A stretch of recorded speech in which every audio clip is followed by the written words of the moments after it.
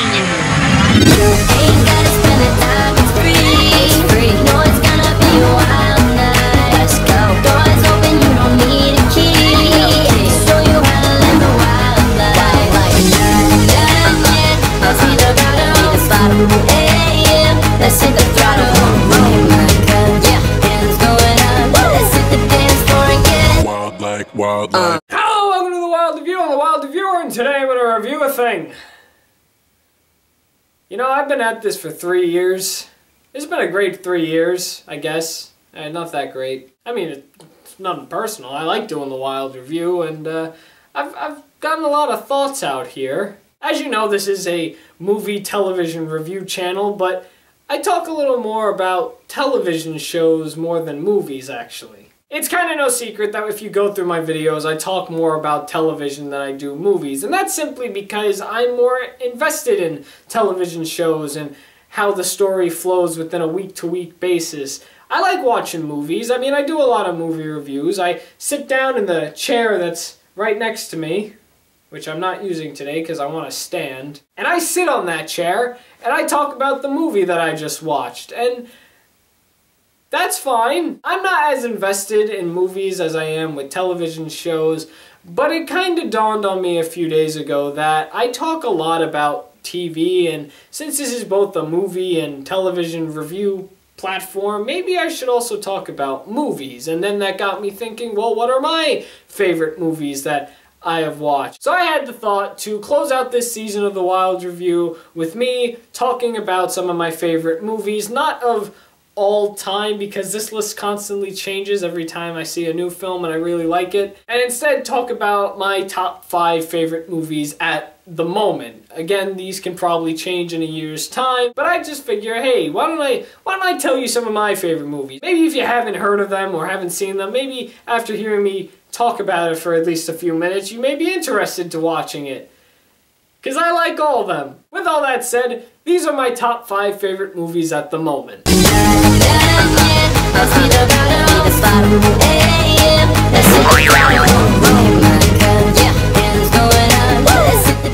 At number 5, we have Super Size Me. Now, I know what you're gonna say. You don't know what this is. You've never heard of it. Is this a comedy film? Is it for children? No, it's not. It's none of those things. But it is a little funny, but it's, I don't know, maybe it can also be for kids. No, you probably haven't seen it before. Super Size Me is a documentary made in 2004 that was created and stars Morgan Spurlock. In this documentary, we watch Spurlock go through a 30-day experiment that he's created where he eats nothing but McDonald's for a full month. Now, I know that sounds a bit ridiculous. In fact, one may even ask, hey, can't you die if you do that? And yeah, you can. There's a lot of cholesterol you're eating, basically. With this experiment, Spurlock has to follow a few rules. His 3 meals of the day, breakfast, lunch, and dinner, need to be McDonald's meals. He has to consume every item on the menu at least once, and when he's offered something to be supersized, he has to take that offer. Hence the title Super Size Me. Also, he can only ingest items that are offered on the McDonald's menu. Any other types of food, like from Burger King or Wendy's, that is completely prohibited from this experiment. With all that said, one could probably ask themselves, why? Who would do this?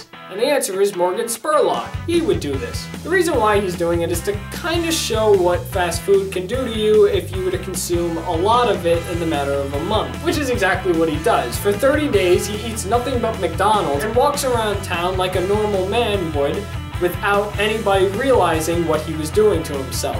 This can also kind of show that somebody could be walking on the street and you don't really know what they're consuming. Somebody could be eating, I don't know, KFC every day, and you wouldn't even know it. You don't know how much cholesterol is in this person. I consider it one of my top 5 favorite movies because unlike a lot of other documentaries I've seen, this one caught my eye and I found it really interesting. I just want to state for the record, I'm not a big fan when it comes to documentaries. I know they are to teach you something in some way, and they tell the story of somebody that's had a very hard life or how they've changed over. I get that, and I've seen a good number of documentaries, but they are not really for me, mostly because majority of them consist of really sad moments and tragic real life situations, and I just feel really uncomfortable watching those types of films. If you've noticed, I go for more fiction and entertainment and really random funny stuff. I'm not really into all that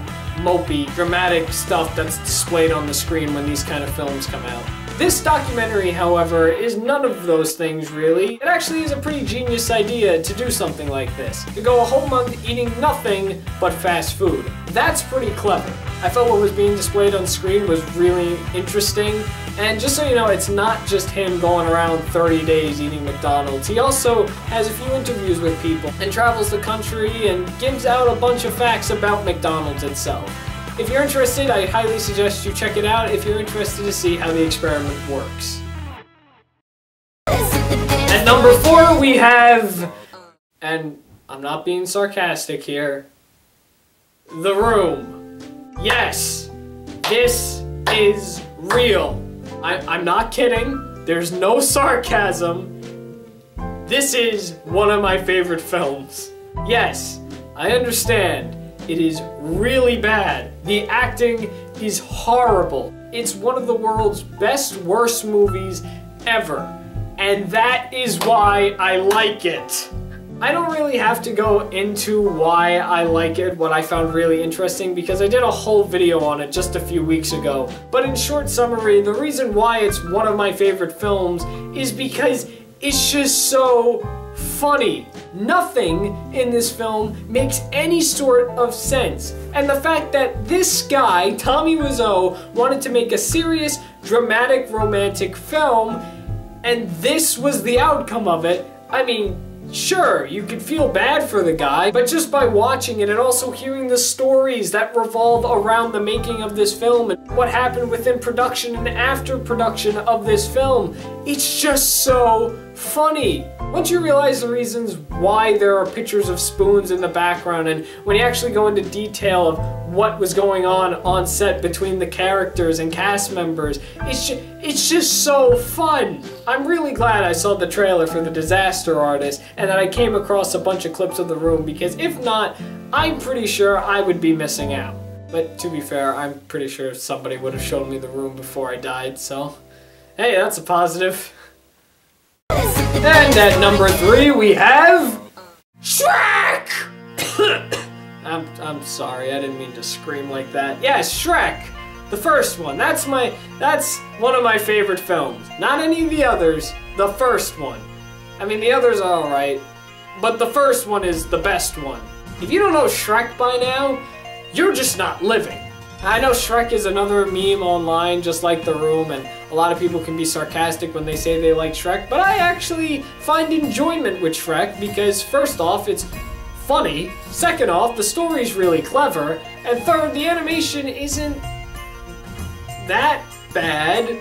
It's not great, but then again, this was the early 2000s we're talking about, so we can expect a bit more better animation once we get Shrek 5, which is a thing that is happening soon. The main reason I like Shrek, though, is because the story is very clever. Having a disgusting creature that people fear save a damsel in distress and rewriting the whole entire fairy tale system, like, that's pretty clever. I like movies that go off the system, that rewrite the story that's supposed to be taking place. Not only that, but Michael Myers is really funny as Shrek, and Eddie Murphy is really funny as Donkey. And the movie's just funny all around. Those are the main reasons why I do in fact like it. I just mostly find that the idea is really clever. Once I ended up watching Shrek 2 times in a row. Now hearing myself say that, I don't think that's healthy, but hey, it's Shrek. Who's gonna dish Shrek? And at number 2 we have The Lego Movie. Yeah, I know, it's for little kids, but I mean, honestly, are you that surprised? It's me we're talking about. When the Lego Movie first came out, I was a bit skeptical about actually watching it, and it wasn't until they started playing it on Cartoon Network that I actually sat down and watched the movie, and I had the song Everything Is Awesome stuck in my head for about 3 days, and then it got out of my head. And then they replayed the Lego Movie, this time on Nickelodeon. And it got stuck in my head again. The Lego Movie, just like Shrek, is another one of those clever movie ideas that just works. What really got me into liking the Lego movie is the whole ending situation, what happens at the end and the metaphors it was giving. And if you haven't seen it, I won't spoil it for you like I probably have been everything else. I'm not going to give any spoilers because honestly it really is genius and I didn't see it coming. Also, the thought of this movie being made not just by Legos but actually animated Legos. Half this movie wasn't even a stop motion Lego movie. Some of it was actually animation, unfortunately. But the idea of an actual Lego movie with all these different brands coming in. You got Batman, you got a few Ninja Turtles in the background, you got all these different brands of Lego coming together. Like, that's how a Lego movie should be. I'm a little disappointed that the main character, Emmett, he's not one of those original Lego characters, or maybe he is and I just don't know that. I do know that Emmett is a brand new Lego character. It's got a bunch of catchy songs, the story is pretty good, it's funny, and I always have a good time when I'm watching it. I'd highly suggest you check this movie out. The ending is absolutely fantastic, so I would sit your butt down, watch it from beginning to end, and then come back here and tell me how you liked it. And if you didn't like it, well, that's okay then, because I'm a nice guy. I might be a little insane as well. Now, before we get to number one, I just want to make it clear, I said that these movies, this movie list was not going to be a list of my all-time favorite movies, but that's mostly going towards my second favorite movie all the way to infinity. Like, those can always change. My number one favorite movie is actually my number one favorite movie of all time. And if you've been with me for a while, then you most likely know what my favorite movie of all time is. If you don't know, I'll give you a hint. It's not something I've recently talked about. I talked about this way earlier when I first started this channel. So you would only know it if you've actually been there since the beginning. So, with that said, my number one favorite all-time movie is the animated Titanic movie. I just thought that, you know, the way the animation was and the voice acting, like, although I criticized it, I really just admired the way that they told the story of the Titanic, and to be fair, when I was watching it, it did make me tear up a bit. No, I'm kidding! It's The Nightmare Before Christmas!